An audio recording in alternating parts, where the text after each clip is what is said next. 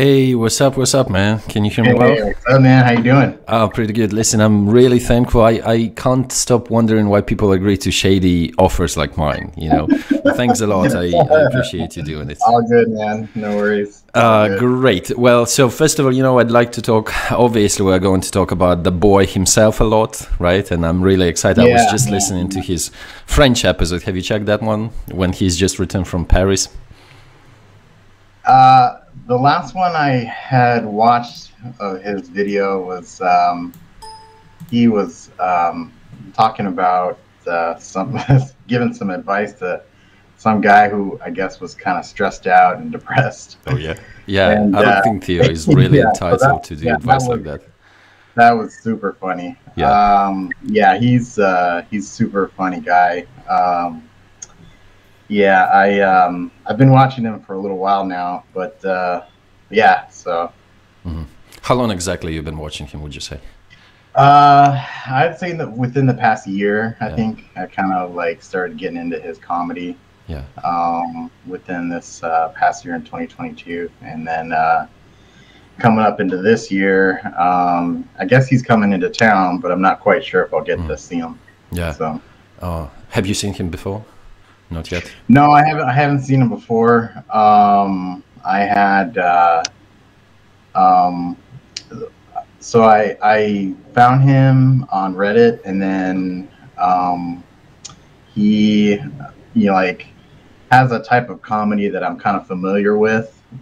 Being from Arizona, it's kind of like the Southwest, Uh-huh. So his humor, and then part of the other, like cultural is, very familiar. So I think that's what kind of attracted me to him, his comedy. So Yeah. would you say that there's like a certain line of something that's familiar for the comedians from that region, from Arizona, something that you could pick up, and how would you define that? Yeah. So my experience with like the comedy here is kind of like a group of guys that kind of go around and go to the open mics together, Mhm. and then we all sort of just kind of know each other, and try to kind of motivate each other with our comedy. Like, give us like advice and tips and say, well, you should do this more about yourself, Mhm. and be that way. I did some open mic for, I don't know, maybe about a year, but I wasn't necessarily. It was one comedy club that we were kind of at Mm. um, in Scottsdale, and it was me and another guy that we were partnered up with. That I partnered up with, and we did mostly comedy skits. Mm. And so he's been doing more stand up. I didn't necessarily get into stand up right away, but I did most of our videos. I was kind of behind the scenes and doing camera and directing and stuff like that. Mhm. And I was more of like the video guru guy versus anything else, I guess. So that's kind of that's where I come from, as far as like comedy and stuff. And I know that there's a lot of guys out there now that are getting kind of recognized, so which is kind of cool. But I haven't really gotten in touch with them. I've been kind of out of the game for a little while. So What do you think is the most important factor in the fact that a lot of people are coming up these days? Do you think, what do you attribute that to? well, I think it's the type of comedy that is new and innovative.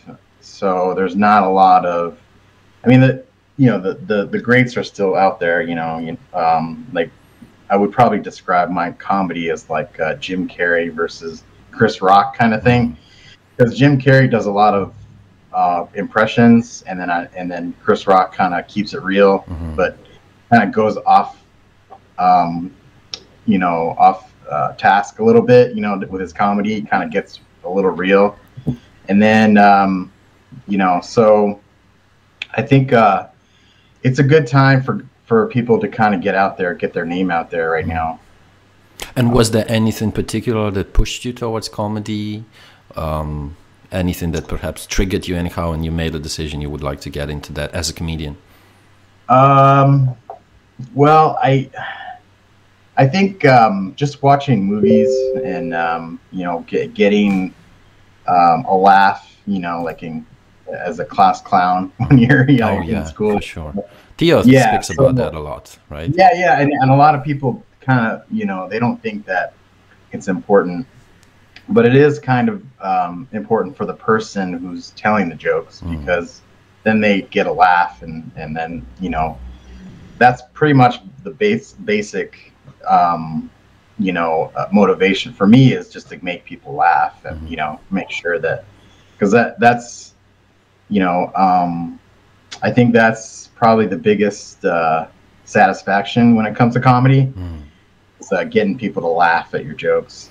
Theo speaks about that a lot indeed, but I feel like every time he comes up with this topic, there's something sort of hiddenly said about the fact that he would be this clown, this class clown, because for him it was almost like some coping mechanism where he was, when he was young, right?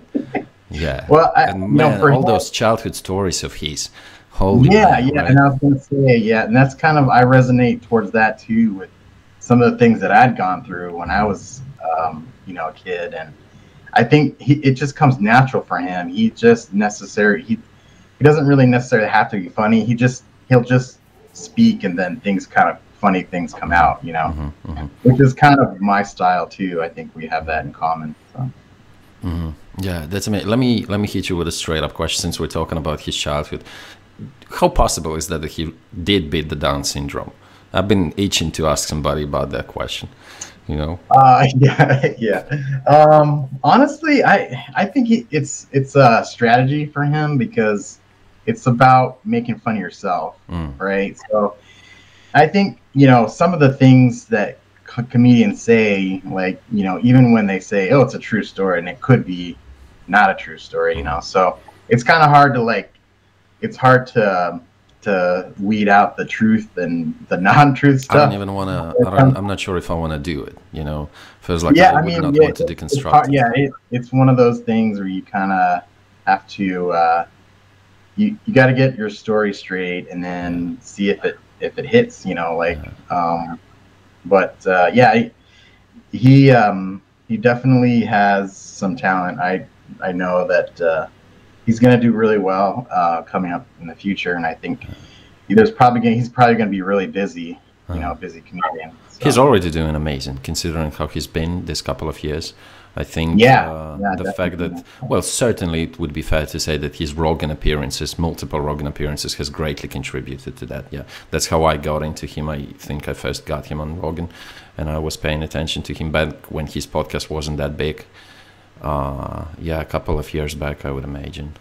So how much in percentage, that's a little bit of a crazy question, how much do you think truth is there in his stories? And it's a boring question, because but like every time I listen to stories about a guy who had no hands and would fight somebody in some snake style, that shit, I go like, no man, that cannot be true. I think it's a good question. I think, you know, I think he probably has stories that he kind of already has in his mind that he's gonna, you know, tell. So, and that is more like having more confidence in yourself versus just telling a story. Because you know, the minute someone feels that you may have some confidence in yourself, then people will start saying, okay, I want to hear what this guy says, versus you know, just telling a random story that could be funny or not funny. So he's pretty good at both of those, you know. His stories are most definitely, you know, and you have to be you have to be confident in yourself, because if you don't, then it'll rub off, not the wrong way, but it'll just rub off a way that people will just be like, well, he's kind of funny, he's okay, versus the guy was great, you know. That kind of you know, you want to get that greatness, you know, for people to be like, oh wow, to like because I honestly, it's all about word of mouth. When, you know, people, you know, say, hey, you know, because they're talking to their friends every day or their coworkers and stuff like that. So it's all about word of mouth. A lot of people are talking about what makes a great comedian, and there are plenty of those. What, in your opinion, makes a terrible comedian? Let me hit you with an extraordinary question. What makes a bad comedian? I'm sure you've seen some of those, haven't you? Well, I mean, honestly, I would say, you know, I did some really bad stuff, you know, and I would make fun of myself first than anyone else, just because, you know, we all have to start somewhere, right? But you know, I think the worst, if you're gonna say worst, I think, in my opinion, is, you know, like the jokes about politics and stuff like that. That's kind of a low ball when you come into comedy, because when you do that, then you kind of involve other people, you know, and then you're trying to relate to them with certain, you know, opinions and stuff. And I think it kind of gets it kind of gets away from comedy, you know, when you're doing stuff like that. There also seems to probably be this basic list of topics that all coming up comedians probably mess with, and politics being one of them, like feminism perhaps being one of them, right? Yeah, definitely. Yeah, I think, you know, I'm not big on politics, but I think if you want to bring it up, then, you know, make sure that it's something that both people from both parties, or anyone else who may not agree with you, will agree with you with something. Because if you just have one-sided on one issue, then not a lot of people will kind of follow your you know, your joke. You know, you'll lose people in the within the lines. So. What's your opinion? What's your take on female comedy? I think it's funny. Honestly, I do. Yeah, I think it's great. I think that a different perspective of comedy is good. I think, you know, because I think, for me, it's more of the innovative side of comedy. You know, I try to, you know, I try to do something new and not try to follow other comedians, because I know that there's a lot of comedians out there that, you know, focus on one type of comedian, and they kind of imitate that type of style. But I think if for me, it's more about, you know, just being more myself and understanding who I am versus you know, rather than just compare to, you know, other comedians. But does imitation play any part at all? It must, doesn't it? Yeah, I mean, some imitations definitely, just to kind of get people's reaction. I guess, like a rise out of you more so. In my opinion, is just basically, you know, how the person reacts to the imitation. You know, I'm not big on imitating someone in front of them, just because I think it might be offensive. But that's just my opinion. And how often do you do open mics or gigs or anything like that? I haven't done open mic for a little while. I've been looking online to see if there are areas that are close to me. I can start doing it. I did go to an open mic a couple months ago, and there's a lot of good comedians out there that are really funny. But I think within the next couple months, I'm probably going to start to get back into it. How does it feel, if you could recall, to do your first open mic? I would imagine myself probably shit my pants if I got it. Well, yeah, you know what? I was thinking about that the other day, and I thought, you know, what was it like when I was up there, and versus if I go up there now, you know, after a little while being out of the game for a little while. But I think back then I had definitely driven motivation to do good and be funny. But I think I needed some time to myself to kind of get to know myself more, and then I guess there's more of a sense of maturity that's been developed, you know, for the second round of comedy. When you were about to do your first time, did you script it? Did you put a lot of preparation into it, or was it anything like off the cuff? More for Yeah, I mean, most of it was, I think most of my comedy was just top of my head moments. But now I've sort of written down, you know, my jokes, and I've read them over, and actually try to perfect the actual lines versus just getting up there and just, you know, saying funny things, trying to get people to laugh. You know, so Sure. yeah. So you do edit the jokes a little bit. You do pick up something that works out better and worse, and you take certain things out of your bits. Would that be fair to say that you've got something like a bit, right? Because I know professional comedians, they do have those bits, and some of them repeated, and some of them tend to add and exclude certain things. So for you, it varies, doesn't it? Right? Yeah, it definitely varies. For me, comedy is more about my real life situations with, you know, with coworkers or parents. You know, because those are the moments that I remember, and those are the moments that I think would be more funnier when it comes to, you know, doing open mics. How many gigs have you done, would you say? I probably did, let's see, I don't know, like, I'd say about 4 or 5. Yeah. Could you recall anything that would be particularly disastrous? There must be something like that, because I would imagine that's a part of the way, isn't it? Yeah, there's definitely some disasters that come up. I think if I tell a joke too long, then you know, I may lose the audience. And you know, if it was more about, you know, writing things down and then you know, telling the joke. Yes, exactly, having structure, and I think that would probably help me better to get, you know, more of an audience to actually respond to the comedy versus just saying things and then trying to get people to you know, think it's funny.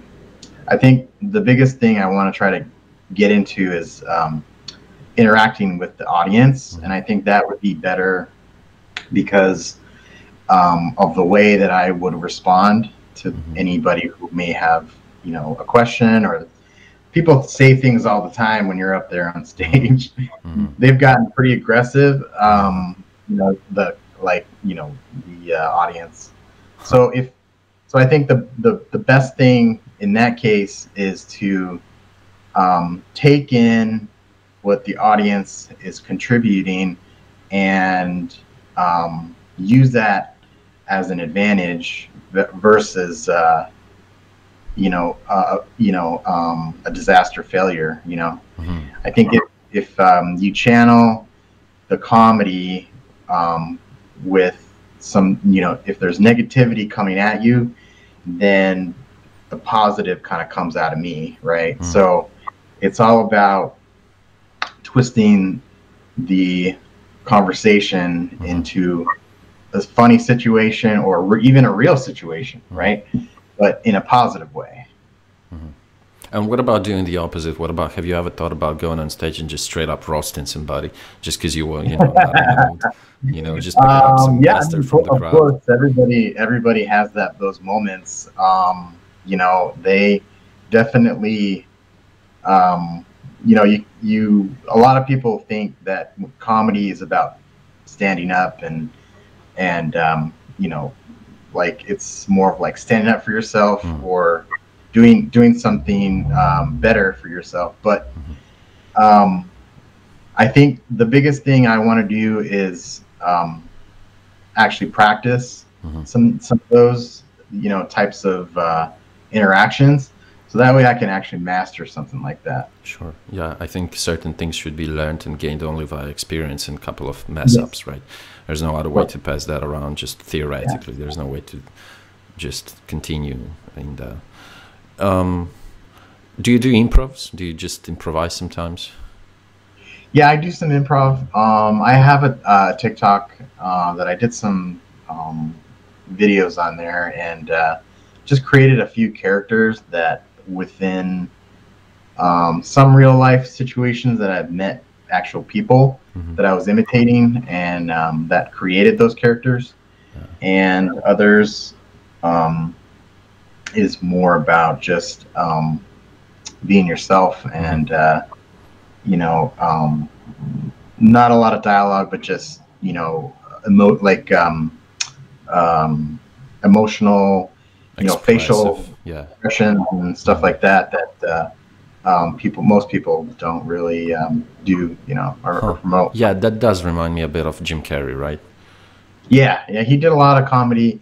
And then another good comedian that not a lot of people know is Michael Keaton. He was also a comedian too. So, and he was, now you know, he's a big actor that does Batman and all that guy. So he was a comedian. Yeah. Huh. Yeah, so he was a comedian before he became Batman. A switch, wasn't it? Right, from a comedian to Batman.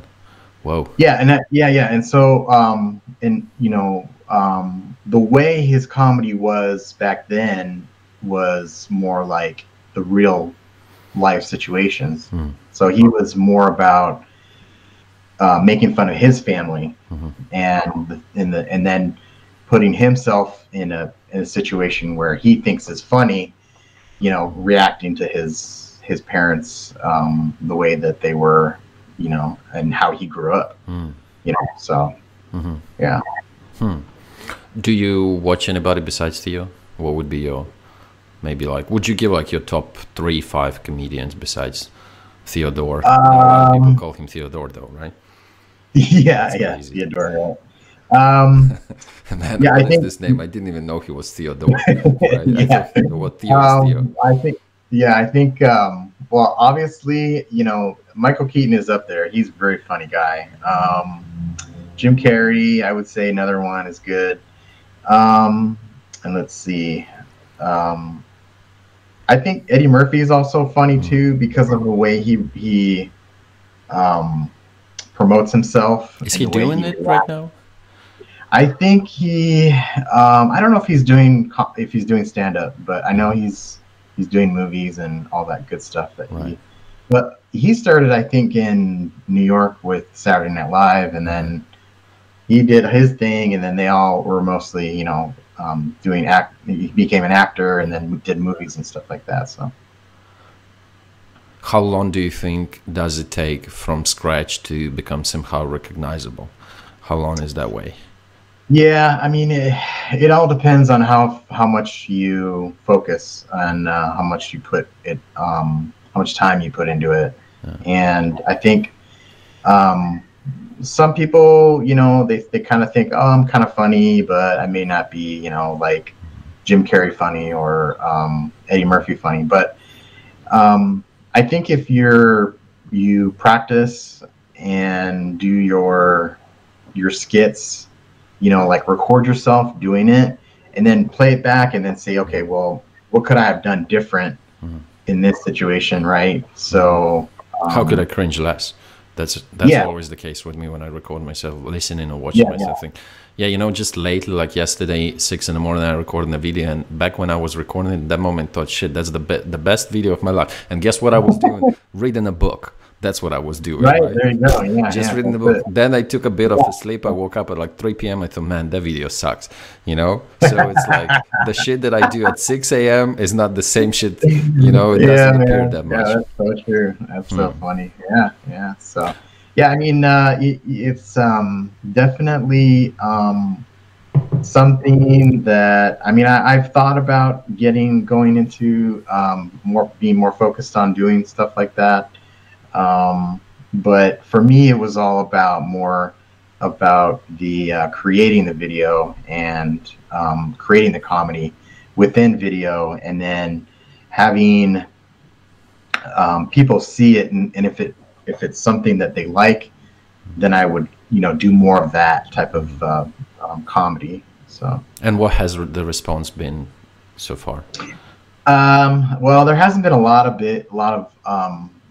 views on my page or anything, but there's definitely room for improvement. I think if I were to do some more comedy, stand-up comedy, then I think my name would get more recognition, and then they would see, oh, okay, well, this guy is kind of funny, and maybe promote myself within the stand-up, and then that way it would kind of maybe make more sense with the type of videos that I'd made. Yeah, I think you do some promotion both ways, right? You can advertise it on the media, on social media. Right. You can advertise. It's a little bit, though, I don't think I've ever seen or heard about guys promoting their media on stage. Usually it's the other way, right? Usually it's the other way. Yeah. So, well, I mean, there's definitely different ways to do things like that. There's. I'm sorry for interrupting you. I think your camera seems to be frozen. Would you be okay restarting the camera? Maybe turn it off and on back, because you kind of. Right. I thought you're just not moving. Yeah, 1 second. Let's see. I thought you were just thinking about something. Let's. And let me just refresh the page. Yep.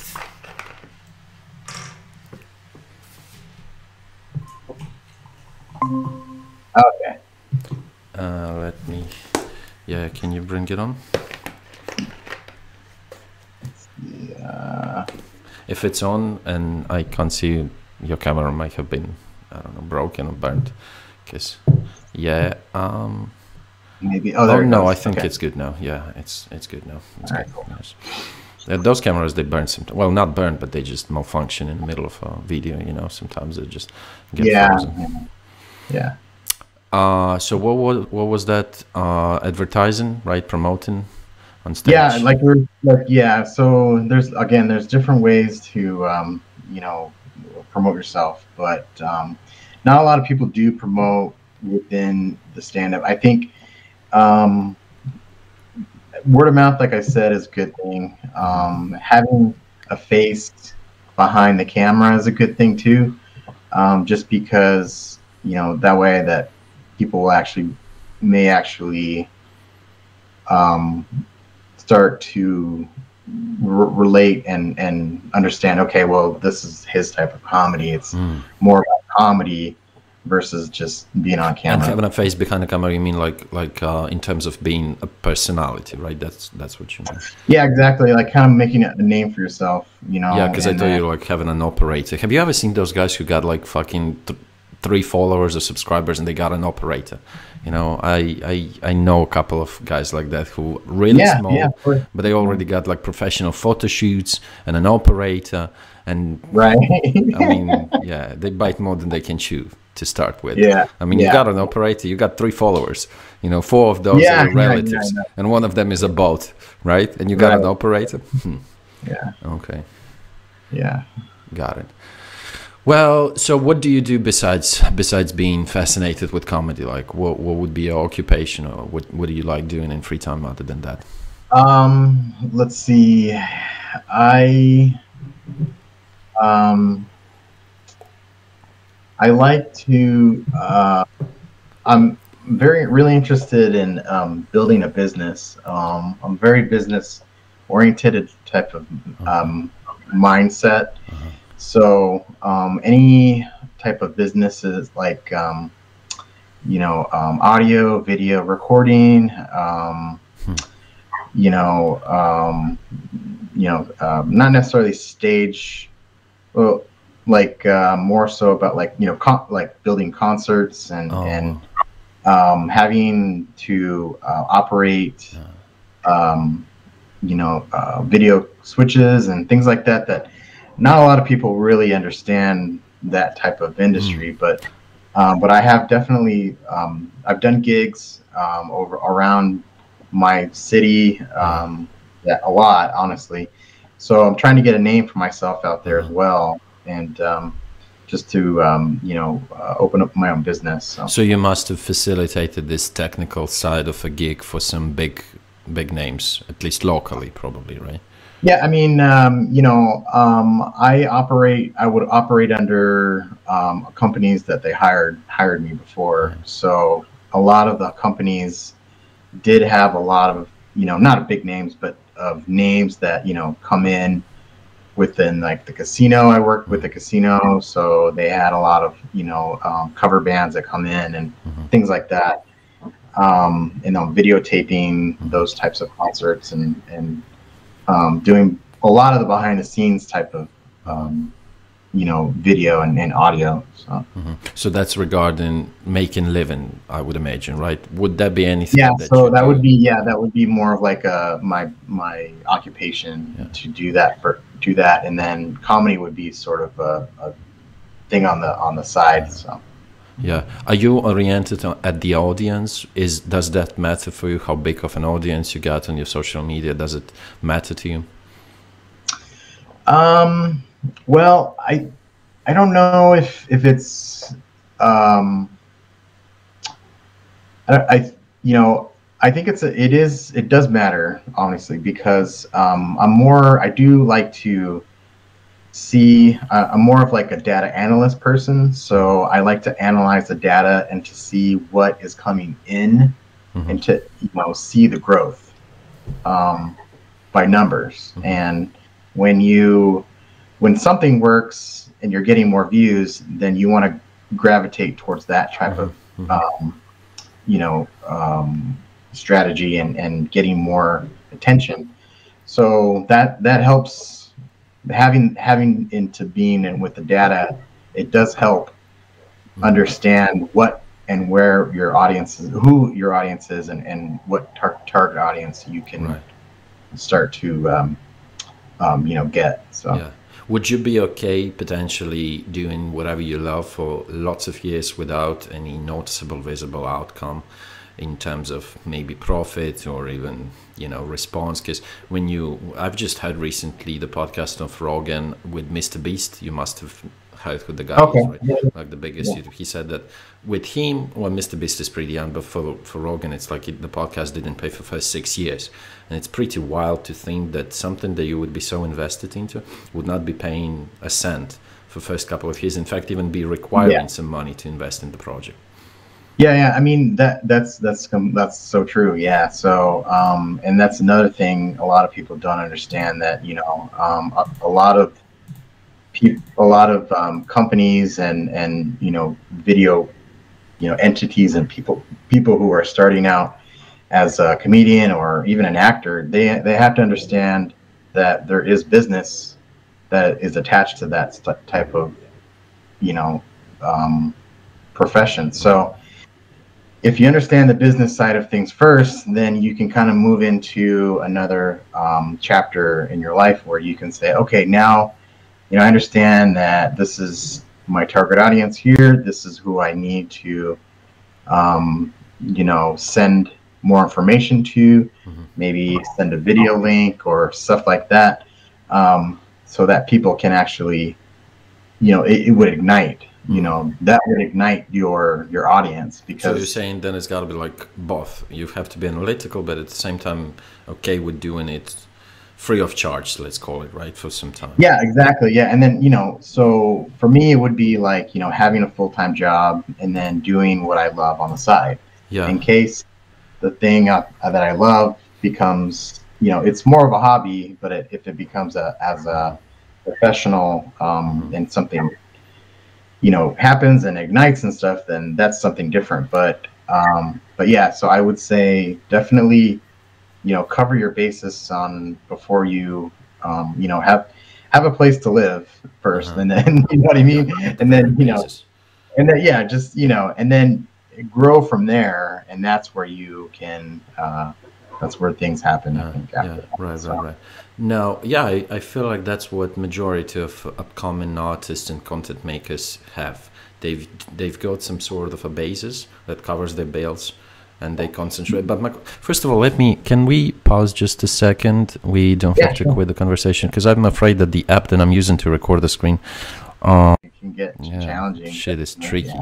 That's how good I am. Yep. 40 minutes into conversation. Damn, have I connected the right mic? Right? That's a good time to ask it. Good. Now, so my question was, considering the fact that that's what we all do. We've got the job, and then we've got like the side hobby or the hustle, call it whatever. Don't you think sometimes that those people who've become outstandingly good, like those outliers, really, don't you think that they, at that point, had no plan B? Because we do have a plan B, right? Our bills are paid, yeah, and the food is brought.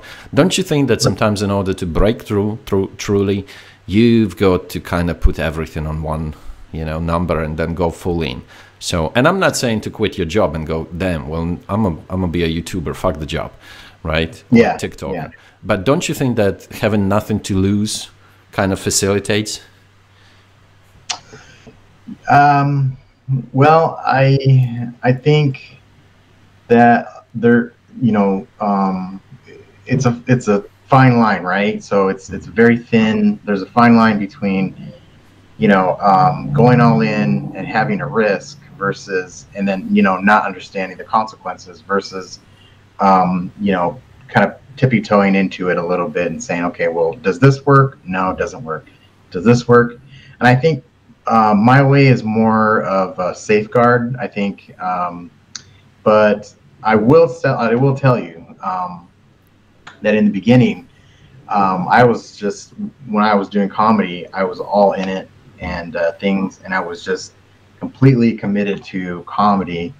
But I think there was something missing that I didn't really understand back then. And there was something that I was missing, and I thought, what is it that I'm missing?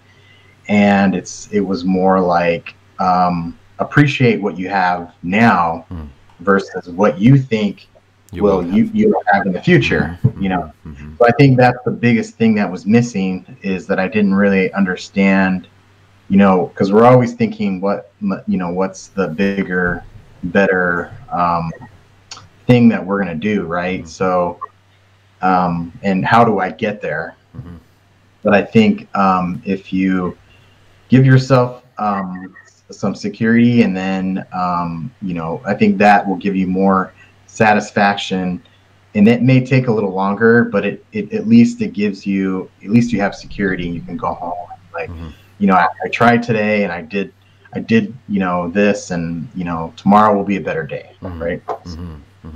So theoretically speaking, out of my ass, if currently you drop your job and you put everything on the comedy, and it's only a matter of time before you run out of money, run out of food, you don't think that would somehow boost your hunger and eagerness to become better and successful? Like, you've got to do a gig to actually pay your bills, right?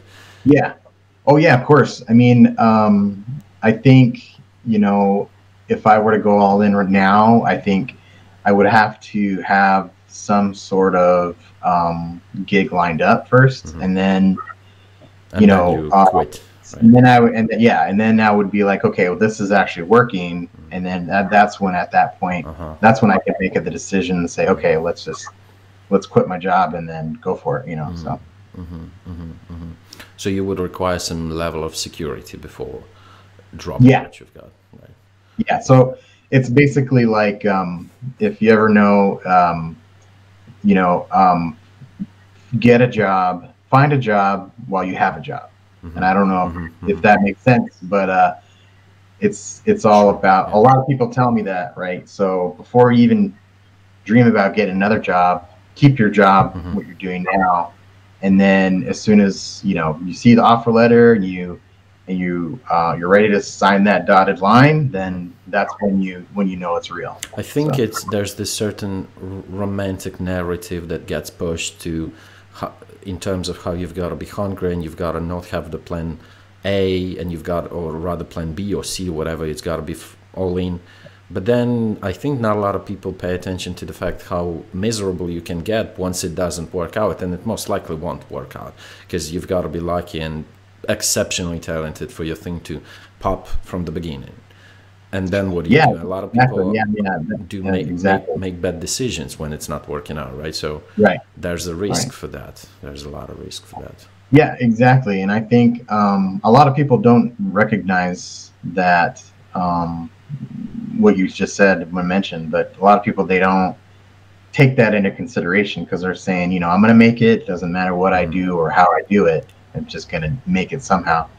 Um, I think that definitely a lot of that type of thinking has changed over the years, just because of technology now and the fact that you're doing your podcast at home or you're doing it in your office or wherever. bro, I'm doing this that at can home barely call the too. podcast. You know, another. Have Yeah, you seen that? you know what I You mean. So yeah, I mean so that's what I'm you saying. Like you can already like promote yourself. Say, yeah. hey, I've got this podcast. I'm interviewing different types of comedians. This and that. So you've already have your own platform, and you can always promote that. You're doing what you want to do. So, and I see that. That's cool. So.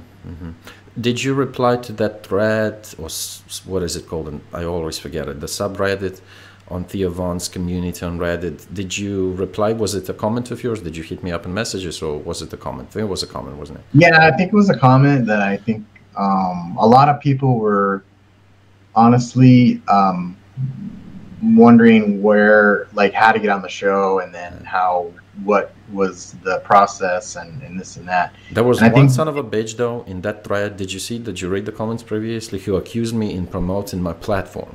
So he called 17 subscribers on YouTube a platform, but that motherfucker, he didn't even see that at that point I had basically zero. Did you read the previous comments prior to no, this? I Oh didn't see it. man, I'm gonna send you I'll the go back on there. I'll go back and see it, but yeah, yeah. I didn't see it. So So. I think you got a link to my channel. I think if yeah, I think I sent it. Or wasn't no, I think I didn't. Did I send you the link to the channel? I think I didn't. Right?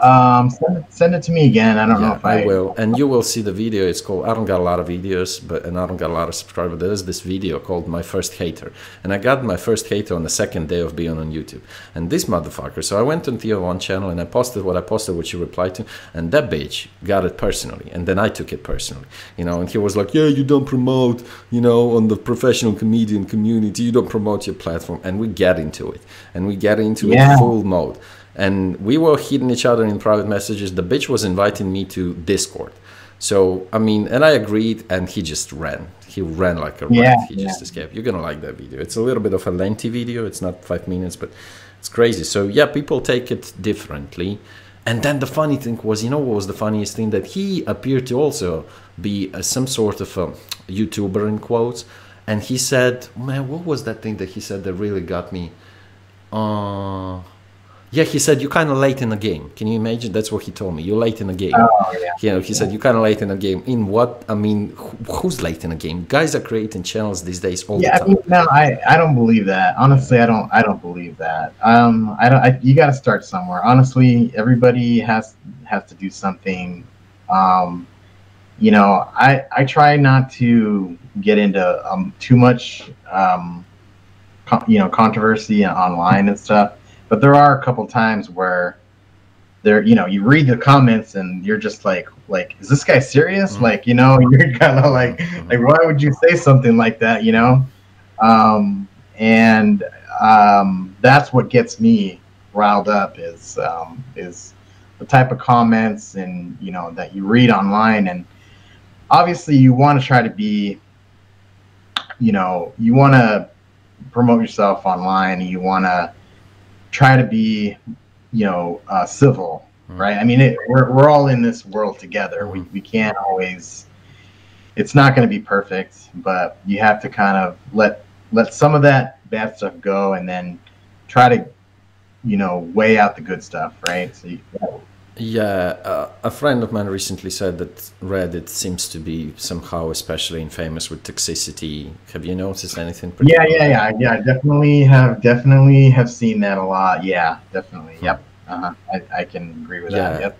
I was wondering what that is particularly about Reddit. What is it that makes Reddit, I mean, like some sort of a center of some kind of internet global toxicity? I was curious about that. Though that doesn't sound too bad, like sometimes it's can ramp you up a little bit.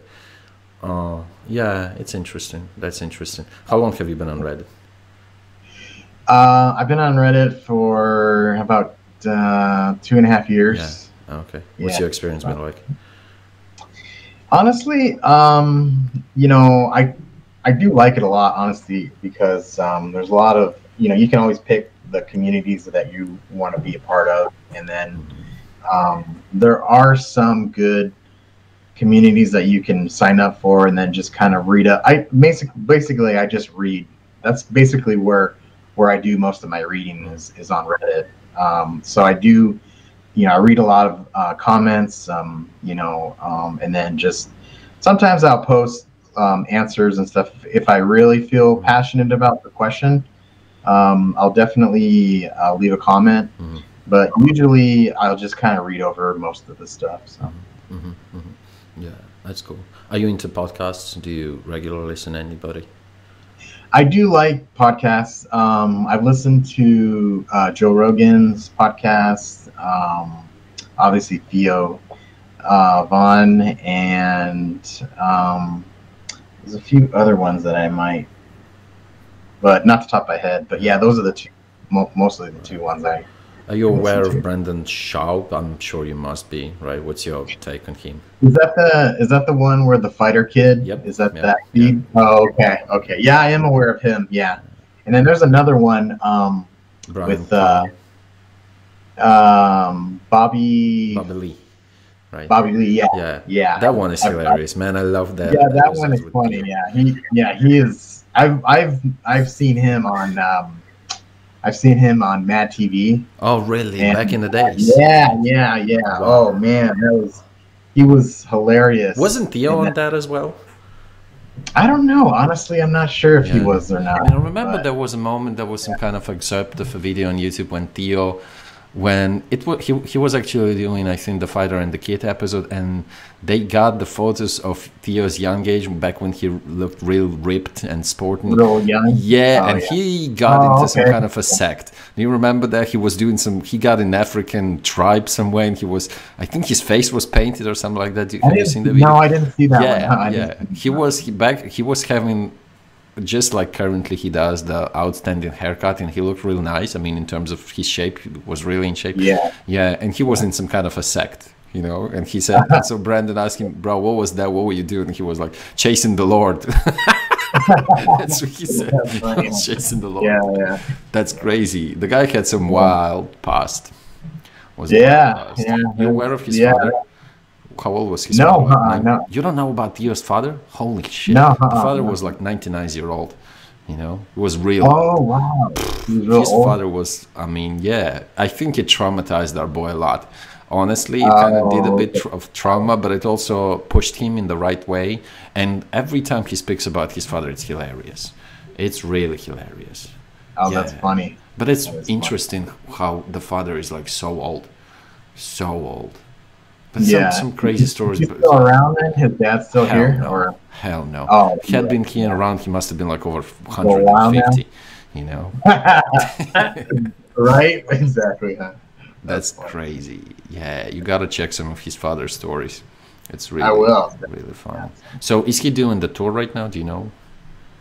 Yeah, he is doing the tour right now. I think he's coming to Phoenix in summer or something. I don't know. But yeah, he just recently added the stop in Phoenix, so that's kind of cool. Interesting. Are you aware of the prices in terms of comparison? What is his policy? No, not yet. I haven't even gone online to see what his website looks like, but not yet. Yeah, I would love to see him live. I don't think it's ever happening, but that would be amazing. Have you seen any big comedian live? Let me see if I've seen anybody live. No, I haven't seen anybody live lately. Yeah, I would like to go see Jerry Seinfeld. He comes to town quite a bit. Yeah, so. That would be cool. That would be really cool. He's funny too.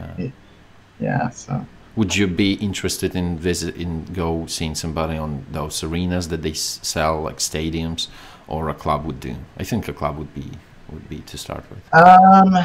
Yeah, I think clubs would be fine. Like, we have one that's pretty popular, a few of them, a couple, but yeah, I think club would be would be perfectly fine. Definitely. How supportive is your environment around you in terms of doing what you do? Do you have to face with a lot of misunderstanding in terms of doing comedy, or maybe even the feedback on your social medias? Because, you know, it's like, I would imagine some people are just inherently negative about TikTok. I feel like sometimes TikTok tends to have some sort of a bad ring to it, because, I mean, I don't know, on TikTok there appears to be this whole sector of cringe people, and these are my favorite people. On Instagram, I follow a lot of pages of people who do nothing but cringe, you know, and I think I contribute to it, actually. I'm one of those cringe makers. Yeah, but I love watching people like that. My Instagram is no good, you know, it's only some weird people doing wild shit. Yeah. So in terms of the feedback from the people around you, how has it been? Yeah, I think, well, lately I think I'm getting more confident in myself to actually recognize the funny that's coming out of me.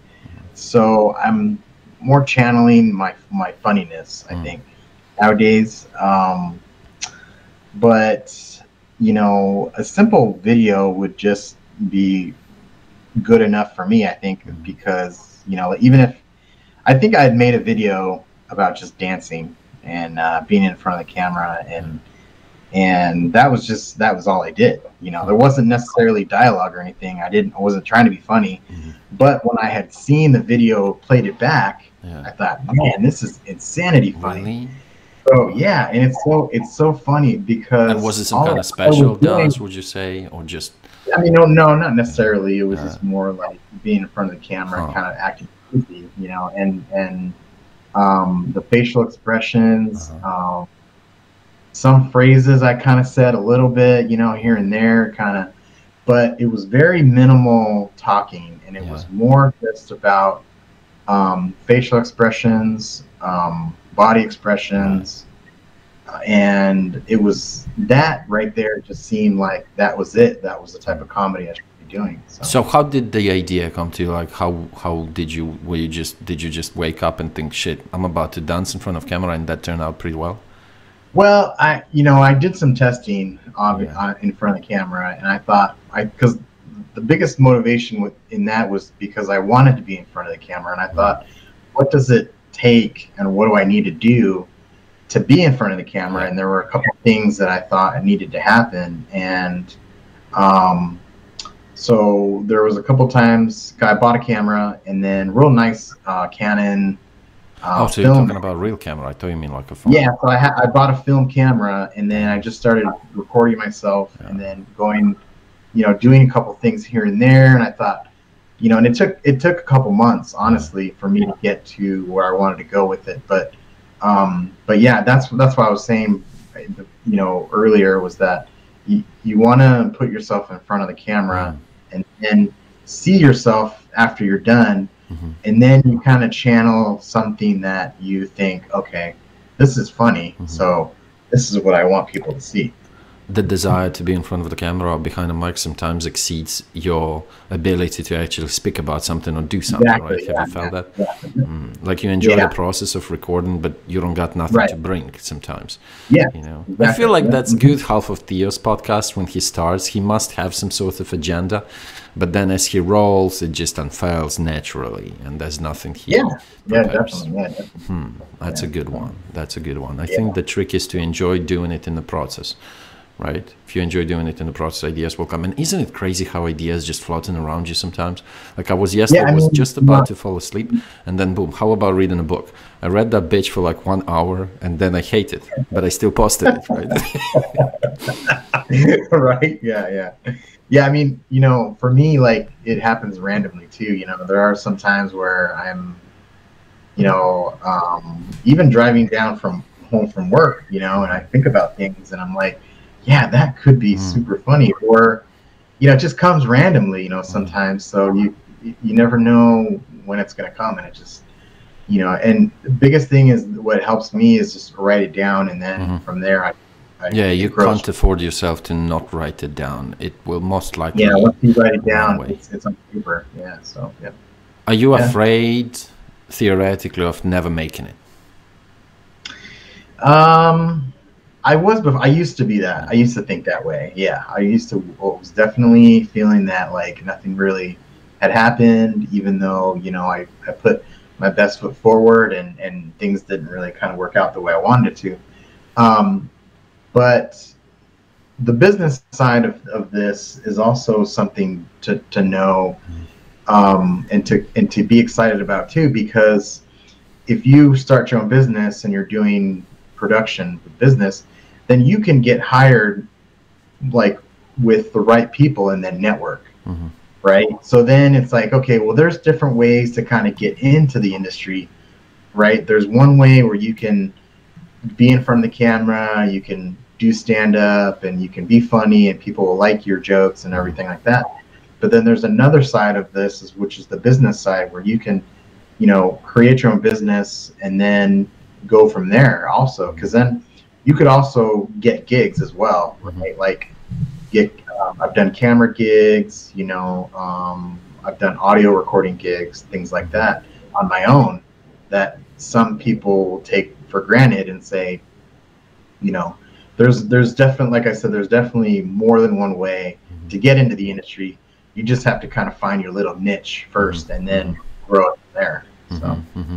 Yeah, finding the niche seems to be big on YouTube these days. A lot of people, a lot of those experts, that seems to be this whole group of experts on YouTube who help you promote and boost up your channels. They speak about the niche. So do you think finding this niche is actually the thing, or should it be like a bit of an improvisation just to see whatever pops?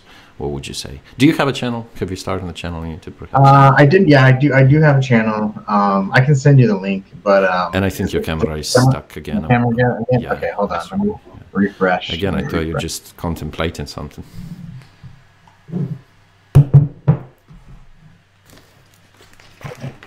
All right. Just give it a second to come up, and then we should be good. So you said you do have a channel. Yeah, I do. I'll send you the link.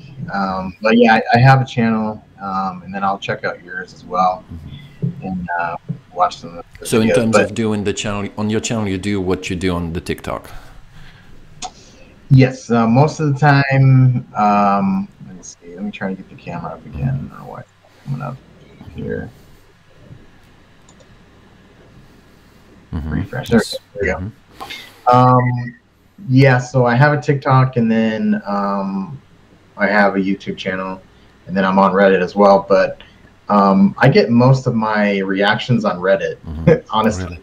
Yeah, because it's funny that you asked, because there was a couple videos that I had posted, and they did get some comments.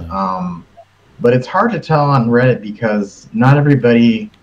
It's all about the people who are online at that point, because not a lot. If you're not online and stuff, and you're not seeing people's posts, it's kind of hard to get, like run through, unless it's like it's on there permanently, and then you can scroll through it and people see it eventually. So you got another good time. Yeah, so it's all about timing when it comes to Reddit, and when you're gaining the audience, it's about timing. Because you never know who's out there watching, honestly.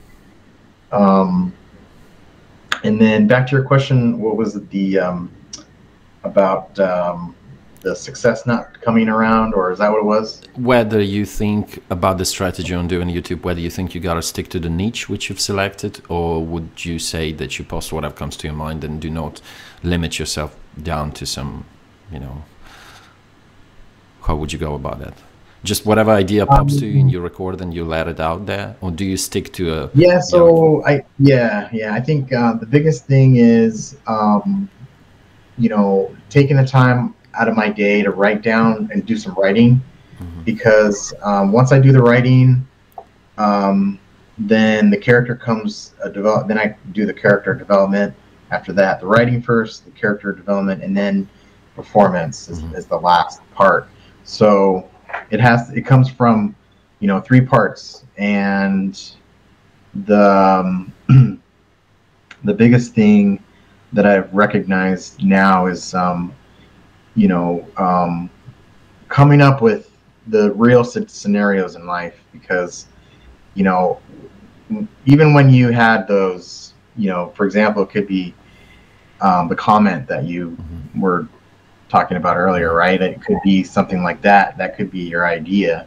So you're saying like, Sure, you know, exactly. Yeah, this guy was being a jerk to me at this point, and then this is how I reacted, and then this I was the admit outcome. that I kind of parasited on the idea a little bit. You know, since this happens, why not make a video about it, right? Yeah, exactly. So that's what I'm trying to get at, is relating to real situations within comedy, Without sticking to rigid norms, right? So whatever happens, and if you find it somehow fun for yourself and for your potential audience, you go for it, right? You drop it.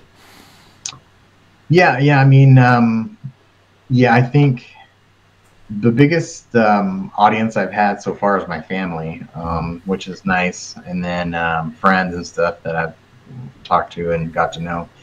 But I think friends and family are our biggest supporters, and then they definitely, those are the people that I start with, and then from there it kind of grows into, people that I don't know, and then they kind of tell people that they know, and I think that's the biggest way of trying to reach more people, within the comedy. So yeah, sure, awesome, right. Well, I think that would be it. Immensely grateful that you've decided to do it. I really appreciate this. I think I definitely will check out your channel because I'll be on it. But I definitely, yes, you gotta know where you are. Yeah, because I want to see the interview online. Yes, you will. I think I'm dropping it actually. After it's done, I think I will edit it a little bit. Well, all right, cool. A little bit, I mean, a couple of hours realistically will take for my old-ass laptop to do the magic. Yeah, but I believe it'll be today. I believe it'll be today. Keep in touch and let me know how you progress, and then I'll give you... for sure. Yeah, I think we gotta repeat it, I don't think it's gonna be the last. Yeah, we can do a recap if you want to. For sure. That would be fun. For sure. Thanks a lot. I appreciate it. Have a good day. No problem. Thank you for having me. Thank you. See ya.